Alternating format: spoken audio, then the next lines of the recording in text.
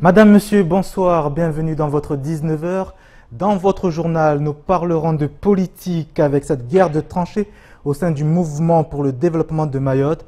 Ce vendredi, Midladjim Nemois, ancien secrétaire du MDM, était l'invité de la matinale de Kossy. Il s'est exprimé bien évidemment sur les tensions qui secouent le parti, mais également sur sa situation dans son camp. Le point au cours de cette édition. Autre invité de la rédaction à Kossy ce soir, c'est Gilles Martin, porte-parole du candidat Nicolas Dupont-Aignan. Nous reviendrons bien évidemment sur la visite de son candidat, de son champion, dans le territoire pour les prochaines élections présidentielles. Merci d'être avec nous. Voici les titres de votre journal. Après la saisie de 75 cartouches de cigarettes provenant des Comores, la question de ce trafic est posée à Mayotte. Car s'il ne s'agit pas de la première prise de ce type sur le département, le contrebandier s'est cette fois servi de la voie des airs pour importer la marchandise. De quoi poser la question d'un réseau structuré officiant à Mayotte. Le point en ouverture de votre journal. Évincé par son parti de son poste de secrétaire général, Midladjim Nemois ne compte pas en rester là. En effet, ce matin, il a remis en cause sa mise à l'écart jugée illégitime et en a profité pour contester à nouveau le choix du comité directeur quant aux candidats qui représenteront le MDM en vue des échéances électorales. Explication. Face au regard porté sur les personnes en situation de handicap à Mayotte, Dr Léo a décidé de faire un tour de l'île en fauteuil roulant. Devenu paraplégique suite à un accident, son projet a séduit de nombreux artistes et autres citoyens qui se sont engagés à le soutenir dans sa quête. Un concert de solidarité se tiendra ainsi ce soir au Café Room de Combagny, avant le grand départ prévu le 20 mars prochain. Et on commence ce journal par cette belle prise réussie cette semaine par les douanes départementales. Lundi dernier, 75 cartouches de cigarettes d'une marque comorienne ont été saisies. Découverte dans une valise d'un passager, le bagage ne contenait que cette marchandise de contrebande. À Mayotte, ce genre d'interception n'est pas une première, mais cette fois-ci, ce n'est ni par Kwassa, ni par conteneur, mais bel et bien par avion que les cigarettes ont été importées. Preuve que la vigilance des services douaniers est à son maximum dans le territoire. Le récit de Pierre Bellucci et Leslie Vimenet. Par container, par Kwassa et maintenant par vecteur aérien, le trafic de cigarettes de contrebande utilise toutes les voies possibles pour se déployer à Mayotte. En effet, selon le directeur des douanes, désormais des saisies sont également effectuées à l'aéroport. Alors effectivement, jusqu'à présent, c'est une marchandise de fraude que nous trouvions principalement à l'occasion de nos interceptions en mer sur les Kwassa. On peut raisonnablement penser que ce type de marchandise qui devait être écoulée lors de l'arrivée à Mayotte devait servir en tout ou en partie à financer le passage de leurs détenteurs. Aujourd'hui, il est vrai, c'est une donnée un peu nouvelle. Nous avons des saisies qui sont constatées à l'aéroport sur le vecteur aérien. Et d'ailleurs, depuis cette saisie-là que vous avez relatée de 75 cartouches, il y en a eu une autre d'une importance similaire, toujours sur le vecteur aérien, ce qui tend à confirmer effectivement l'emprunt désormais de ce vecteur. Ça n'est plus limité au seul Kwassa pour l'introduction de ces cigarettes de contrebande. Le trafic ne se limite plus au seul Kwassa, mais quant à savoir s'il s'agit là d'un réseau structuré ou de simples cas isolés, difficile pour l'heure de répondre de façon absolue. À ce jour, on n'a pas démontré l'existence de réseaux structurés de distribution sur Mayotte. On peut imaginer qu'il s'agit d'individus faisant preuve ou prenant des initiatives personnelles, mais en même temps, il est évident que quand on introduit des dizaines et des dizaines de cartouches de cigarettes sur le département, il y a manifestement un débouché qui est prévu. Alors, on peut effectivement penser que un embryon de circuit de distribution existe, qui s'appuie probablement sur la diaspora présente dans notre département. Des circuits de distribution qui se développent en raison notamment de la hausse des prix du tabac. En effet, le taux du droit de consommation a augmenté et il est aujourd'hui bien difficile pour les vendeurs légaux de faire face à cette concurrence déloyale. Le mouvement semble effectivement bien engagé d'accroissement de cette contrebande, même si on reste quand même assez prudent, parce qu'on ne dispose d'un recul que de quelques semaines ou quelques mois qui nous permet de mesurer l'ampleur de ce phénomène. C'est apparu assez récemment, donc la tendance demande à être confirmée, mais il est évident qu'avec un tel delta au niveau des tarifs, entre le tarif officiel et le tarif de revente de rue à la sauvette, on peut effectivement redouter une intensification de cette contrebande. À 1,50 € le paquet, il apparaît évident que les fumeurs ne se posent pas la question de la provenance ni de la qualité. Les autorités vont donc devoir redoubler de vigilance, les risques sanitaires liés à ce trafic illégal étant difficilement quantifiables. Autre trafic en voie de développement à Mayotte, celui des bouteilles d'eau. L'épisode de sécheresse et la mise en place de tours d'eau dans le sud de l'île semblent profiter à des personnes malveillantes. Depuis quelques jours, des bouteilles d'eau sont vendues dans le secteur à des prix exorbitants. Le problème est pris au sérieux par les autorités. Et si ce trafic pose la question de l'approvisionnement en eau à Mayotte, ce vendredi, une voix s'est élevée, c'est celle de Faouzia Korji. Pour la membre des femmes leaders et candidates aux prochaines sénatoriales, les bornes fontaines devraient être installées aux 4 coins de l'île pour l'ensemble de la population. On l'écoute au micro d'Abbas Alidi. L'eau pour tout le monde, parce que tout simplement je refuse le laxisme à Mayotte et comme je l'ai dit, la discrimination. Je ne comprends pas pourquoi on fait payer aux Mahorais, et je le dis tout le temps, qu'on ne fait que faire payer aux Mahorais et il y a d'autres qui l'ont facilement. Normalement, on devait mettre des fontaines partout, dans les quartiers. C'est à nous de choisir si on veut avoir des compteurs d'eau et qu'on veut payer des factures d'eau, ou bien on peut prendre dans les robinets, dans les fontaines magnétiques à 10 €. Il faut donner le choix aux Mahorais, mais ne pas les condamner à chaque fois à payer, qu'ils le veuillent ou non. Je refuse le laxisme, je refuse la discrimination. Et pour parler de ce cri du cœur du jour, c'est Pierre Bellucci qui est avec nous. Bonsoir Pierre. Bonsoir Sony, bonsoir à tous. Rédacteur en chef de KTV, on l'a entendu une fois de plus, Faouzia Korji ne mâche pas ses mots, tout le monde en prend pour son grade. Oui, effectivement. Alors on voit que cette crise de l'eau, elle continue de faire beaucoup réagir à gauche et à droite. Effectivement, forcément, c'est logique parce que c'est quoi le fond du problème? Elle explique que aujourd'hui, on a une crise de l'eau, on a des bornes fontaines, on a aussi des tours d'eau. Alors les tours d'eau, c'est pour tout le monde. Les bornes fontaines aussi sont accessibles à tous. Elle explique que le problème, c'est qu'elles sont dans des endroits souvent reculés et tout le monde n'y a pas accès. Et aujourd'hui, le problème qui se pose, c'est que on a effectivement de l'eau courante qui n'est pas forcément potable dans le sud et on reçoit des factures. En tout cas, ceux qui vivent dans le sud reçoivent des factures. Effectivement, ce qu'elle explique, c'est dans l'état actuel des choses, pourquoi on recevrait ces factures alors qu'on pourrait très bien les s'approvisionner dans ces bornes fontaines. Bon, voilà, c'est un débat qu'elle a lancé. On lui laisse la propriété de ce débat. En tout cas, ce qu'il y a de sûr aujourd'hui, c'est que on est dans une crise qui n'est pas sur le point d'évoluer et qui forcément amène des frustrations, beaucoup de frustrations. Les habitants du sud en ont assez. Ça fait des semaines qu'ils vivent au rythme des tours d'eau et forcément voilà, on est dans une situation où de plus en plus de voix vont s'élever et où on va aller au devant, comme il a été dit plusieurs fois, de protestations, voire même éventuellement de mouvements populaires. Alors en attendant l'application justement des solutions proposées dans le sud, il y a des tensions qui sont vives dans les parties touchées par cette pénurie d'eau. Oui. Et la mise en place justement de ce trafic de bouteilles d'eau. Oui, alors là effectivement, c'est aussi c'est comme ça qu'on a amené ce sujet-là parce que c'est une vraie problématique aujourd'hui.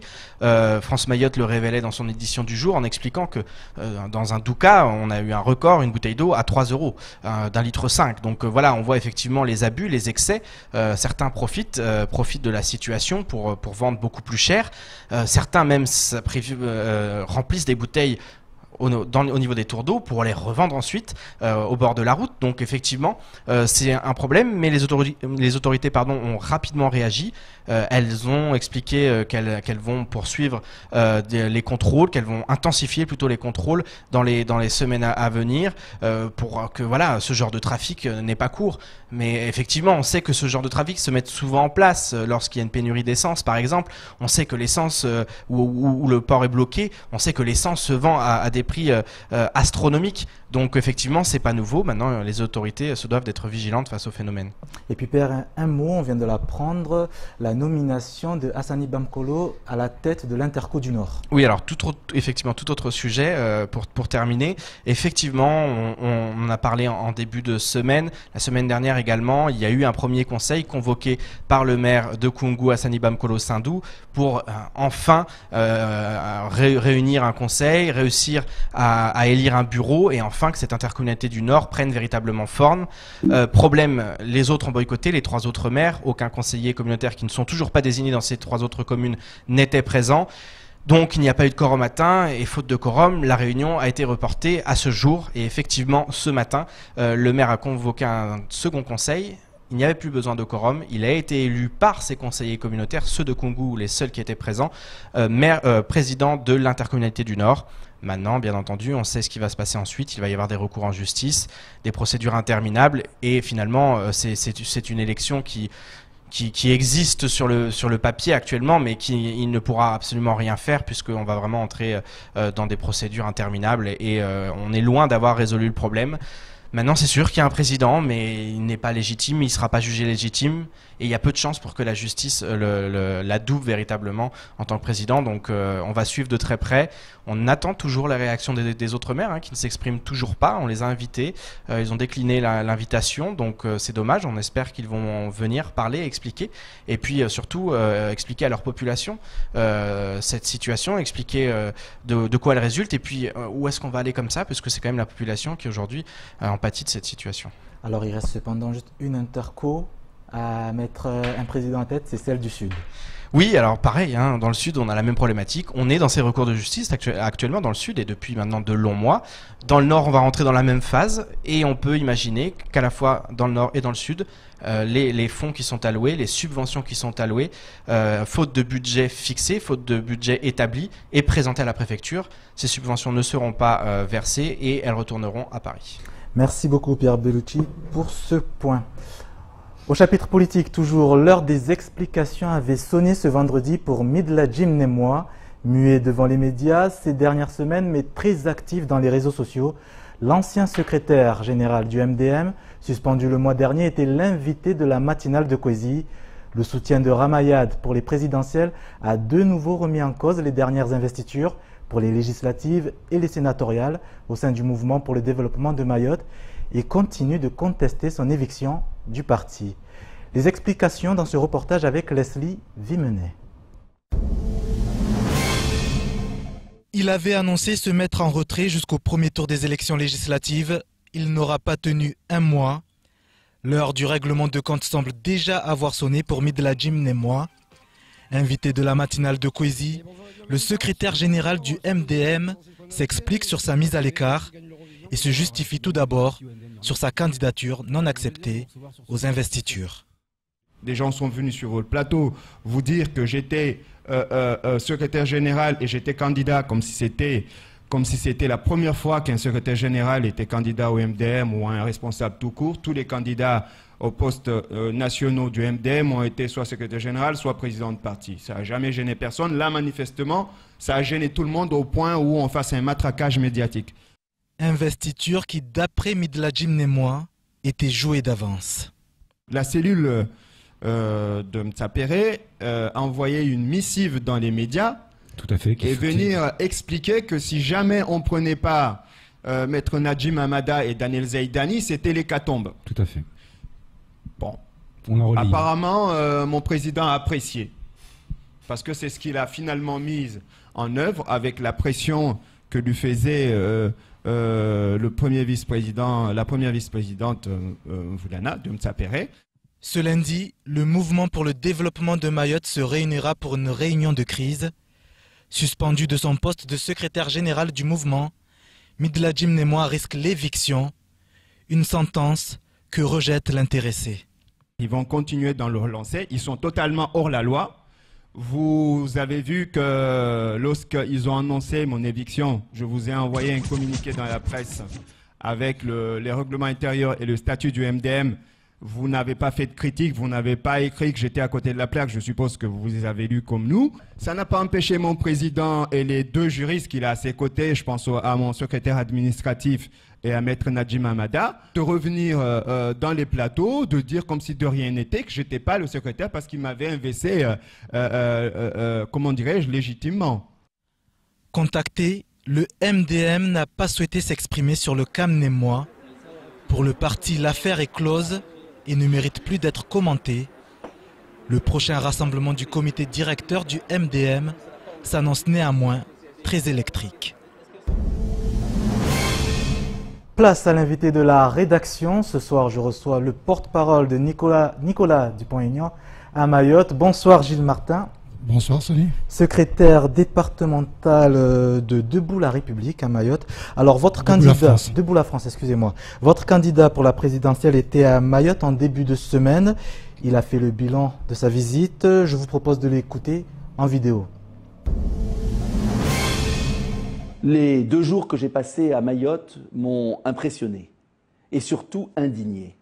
Voir l'État socialiste abandonner un territoire, ses 300 000 habitants, favoriser une immigration clandestine générale en provenance des Comores, qui bénéficie d'un droit du sol, qui est complètement détourné, favoriser des constructions illégales avec la généralisation des bidonvilles, accepter même que des salafistes construisent là-bas des mosquées clandestines, à côté des mosquées traditionnelles où tout se passe bien, de manière à généraliser un discours de haine et voir l'État démissionnaire, l'État accepter tout, avec des consignes bien évidemment. J'ai été absolument impressionné par cette incapacité de notre pays de se faire respecter du pays voisin les Comores, alors que les Mahorais ont choisi par référendum d'appartenir à la France. Je pourrais citer 150 anecdotes, mais je porterai ici la voix des habitants de Mayotte qui aiment la France, qui ont besoin d'ordre et qui sont scandalisés de voir la France les abandonner. Gilles Martin, on vient de l'écouter. Nicolas Dupont-Aignan, impressionné, indigné. Les mots sont forts pour qualifier sa visite dans le département. Ah mais de toute façon, c'est exactement ça. Moi, j'alerte, depuis que j'ai rejoint Debout la France, j'alerte Nicolas et bien d'autres personnes sur notre situation qui est, à mon sens, absolument indigne pour tout le monde, hein, aussi bien les Mahorais, mais aussi les ressortissants comoriens qui se retrouvent de façon en situation indigne chez eux et chez nous. Donc, effectivement, il faut retrouver de l'ordre, il faut retrouver un pays, un gouvernement qui prenne sa place et qui impose sa souveraineté et qui redonne la dignité à Mayotte. Donc, j'ai alerté depuis longtemps Nicolas Dupont-Aignan, qui s'était déjà fendu d'un communiqué de presse national en avril 2015 par rapport à toute la situation. On l'avait pas trop relayé ici, mais il m'avait dit: Mayotte, de tout ce que tu me dis, j'en ferai une priorité, et dans mon déplacement en Outre-mer, ça sera mon premier déplacement, et tu ne me caches rien, je veux voir les choses telles qu'elles sont, je veux rencontrer les personnes qui ont des choses à dire, et vous avez besoin d'une voix qui porte, une voix forte, une voix qui n'a pas peur de qui que ce soit, et voilà, il est venu ici et c'était un homme vraiment qui était ému, mais indigné par tout ce qu'il a vu et tout ce qu'on lui a expliqué, et qui ne reconnaît pas ce que devrait être un territoire français. Alors Nicolas Dupont-Aignan, durant ces 2 jours de visite, est parti à la rencontre des acteurs locaux. Quels ont été ses mots pour les Mahorais? De Nicolas Dupont-Aignan? Tout à fait, oui. Ces mots, ils sont simples, c'est que le Mayotte est un département français, que les Mahorais sont français, et qu'ils doivent être traités sur un pied d'égalité comme n'importe quel autre citoyen français. Et c'est tout son discours, c'est de voir un département et des Mahorais qui puissent vivre dignement au sein de leur île, et non pas avec un abandon d'un gouvernement, des gouvernements, parce que tous ceux qui sont succédés n'en ont pas fait une priorité. Et franchement, pour lui, il faut taper du poing sur la table, il faut des mesures d'urgence pour que Mayotte redevienne ce beau territoire français, avec des Français qui se sentent bien dans la France. Comme il me le dit sans arrêt, et qu'il a encore redit ici, Mayotte n'est pas un problème, Mayotte est une chance pour la France, et la France doit être une chance aussi pour Mayotte. Alors, deux choses qui nous ont interpellés également dans cette vidéo. Il parle de se faire respecter par les Comores, avec Nicolas Dupont-Aignan, président de la République, se faire respecter par les Comores. C'est de quelle manière ? Tout simplement en n'ayant pas peur de dire et d'imposer et d'aller dire en face au gouvernement comorien que Mayotte est français, parce que jusqu'à présent on baisse un peu la tête lorsqu'on rencontre les dirigeants, mais on n'ose pas trop dire des mots qui pourraient fâcher ou heurter la diplomatie. Nicolas Dupont-Aignan estime quand même que nous sommes une grande puissance, que les Mahorais ont choisi leur destin avec force. On se doit, nous, le pays, d'imposer aussi aux autres acteurs régionaux. Et c'est comme ça lorsqu'il parle de suppression du droit du sol, c'est un préalable indispensable. Mettre fin un petit peu à toutes ces entrées incontrôlées ou laxistes sur le territoire. Et en ayant cette position où on impose la souveraineté française à Mayotte, de fait, on imposera au gouvernement comorien de s'occuper par force de leurs propres citoyens. Et à partir de là, il a un programme qui est certainement le plus développé pour l'Afrique et pour les pays qui en ont besoin.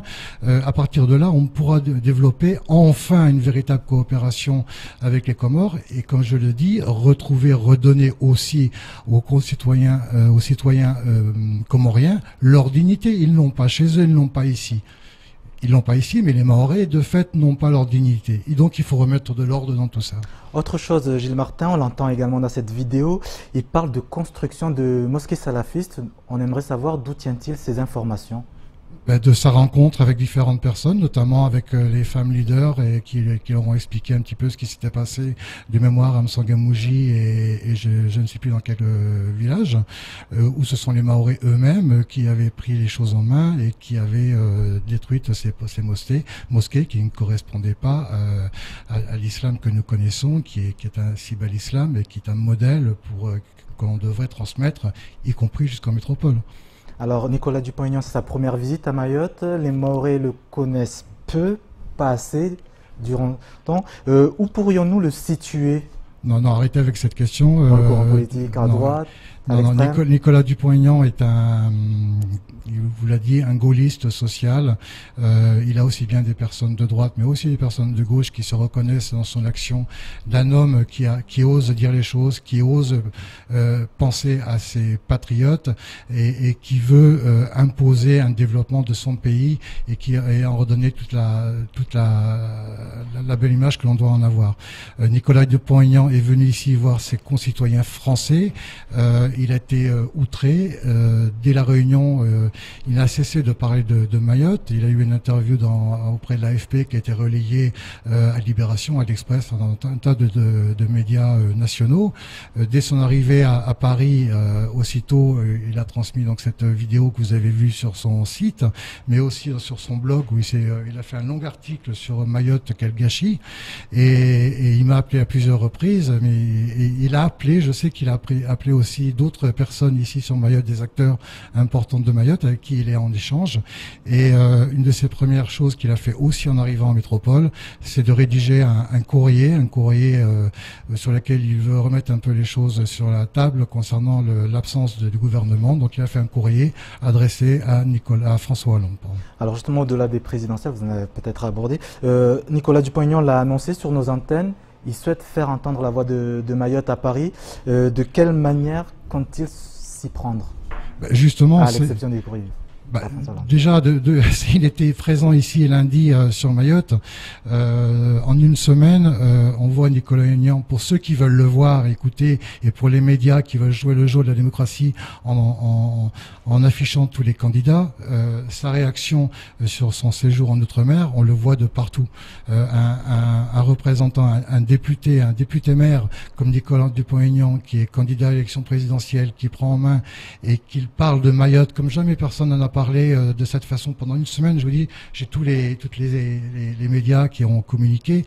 Nicolas Dupont-Aignan n'a en ce moment qu'un mot, c'est concernant Mayotte, et il dit et redit et redit partout sur les médias, mais aussi il va le faire auprès de l'Assemblée. On en discutait ensemble sur comment il va agir auprès de ses partenaires, auprès des parlementaires. Nicolas Dupont-Aignan ne cesse de dire que de toute façon, il va se faire fort d'être la voix des Mahorais, parce qu'il ne supporte pas que Mayotte soit un département de seconde zone, comme il le dit si bien. Donc il va agir. Toute la semaine, on l'a vu de partout sur les médias parler de Mayotte, la Réunion presque pas. Il est venu à Mayotte, il va pas aux Antilles. C'était vraiment Mayotte et sa priorité. Et depuis, il continue. Il m'appelle, il appelle d'autres personnes. Il va faire son job que d'auraient dû faire aussi nos parlementaires. Comme il me l'a dit, où sont vos parlementaires? Ils sont un peu timides lorsqu'ils nous interpellent, ils sont quasiment pas audibles. Il faut qu'il y ait une voix qui porte un peu plus. Donc il s'en charge à tous les niveaux. Merci Gilles Martin d'avoir accepté notre invitation. 19h25 sur KTV, merci d'être avec nous. À suivre dans votre journal, le projet de Tour de Mayotte en chaise roulante. Ce soir, un grand concert de solidarité est organisé à Combani pour financer l'opération. Demo, Babati ou encore Bodo vous feront danser pour la bonne cause. Mais avant, état des lieux du reste de l'actualité de ce vendredi 17 février avec Pierre Bellucci et Leslie Vimenet. Suite à sa mise en examen pour des soupçons de détournement de fonds, Daniel Zaïdani a accusé 2 élus d'être à l'origine de ces problèmes judiciaires. Parmi eux, Saïda Hamadi Diraos semble s'être reconnu et vient à ce titre de poster un message assassin pour lui répondre. Il écrit ainsi, je cite, « Il faut qu'il assume ses bêtises sans chercher à m'éclabousser. Daniel Zaïdani a commencé à déconner depuis 2011 et j'étais le seul élu qui osait lui dire en face de se ressaisir. Mais il avait ses conseillers politiques MDM qui faisaient la pluie et le beau temps. Un juge d'instruction ne décide pas d'une mise en examen sur des rumeurs. J'ai été convoqué plusieurs fois à la gendarmerie par ses actions cavalières sans concertation. Qu'il réponde de ses actes. J'ai été exécutif territorial avant lui et je n'ai jamais rénové une mosquée à Anjouan, ni à Mouéli, ni en Grande Comore. Je n'ai pas de parent à Diego Suarez, il faut qu'il arrête. J'en ai vraiment marre que ma dignité soit salie aussi injustement. Voilà qui ne devrait pas permettre de réconcilier les 2 hommes. Emmanuel Macron est clairement le candidat en vogue sur le territoire national. Mayotte ne déroge pas à cette règle puisque les soutiens ne cessent de se multiplier pour le candidat. En effet, à l'occasion de la venue sur le département de Max Dubois, le coordinateur outre-mer du mouvement En Marche, les déclarations de soutien se sont multipliées. Saïd Omar Wali, Sarah Moussoun, Bakar Aliboto, Amada Hamidou Sidi, Aruna Kolo, tous sont aujourd'hui unis derrière un même candidat.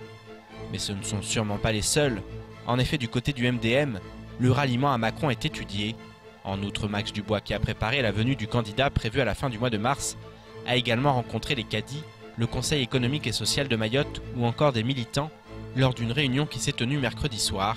Le pouvoir d'attraction ne semble donc faire que commencer, à moins que, comme l'affirme le président du parti Les Républicains à Mayotte, Mansour Kamardine, il ne s'agisse là que d'une bulle médiatique, le candidat étant omniprésent dans les médias depuis plusieurs semaines. L'auteur de Tropique de la violence, Natacha Apana, continue de se soucier du sort de Mayotte. Nommée au Goncourt et vainqueur du prix Femina des lycéens pour ce livre choc, elle vient de se fendre d'un article sur le site du journal La Croix. Intitulé « À Mayotte, un été à brûler », elle y explique ainsi la crise de l'eau qui frappe actuellement le département avant d'ajouter, je cite, « Officiellement, la population de Mayotte est estimée à 235 000 habitants, mais officieusement, l'île compterait le double, c'est-à-dire 470 000 habitants. Toutes les infrastructures du département, la santé, l'éducation, les transports, la distribution d'eau, l'importation de nourriture, etc. sont conçues pour subvenir aux besoins des habitants recensés et sont au bord de l'explosion. L'étendue et les conséquences de cette sécheresse ne font que rappeler encore une fois combien ce territoire est fragile. Il faut s'imaginer ce râle presque humain qui sort d'un robinet vide qu'on ouvre. Il faut se rappeler que tout ça, cette pauvreté, cette promiscuité, cette vie d'ombre, de faim et de soif, c'est une vie française. Le coup de projecteur de votre JTM ce soir est adressé à cette belle initiative pour une cause importante. Du 20 au 31 mars aura lieu le Tour de Mayotte en chaise roulante, un défi lancé et que va relever Amdi Ousseni Koko, plus connu sous le pseudonyme de Doc Léo.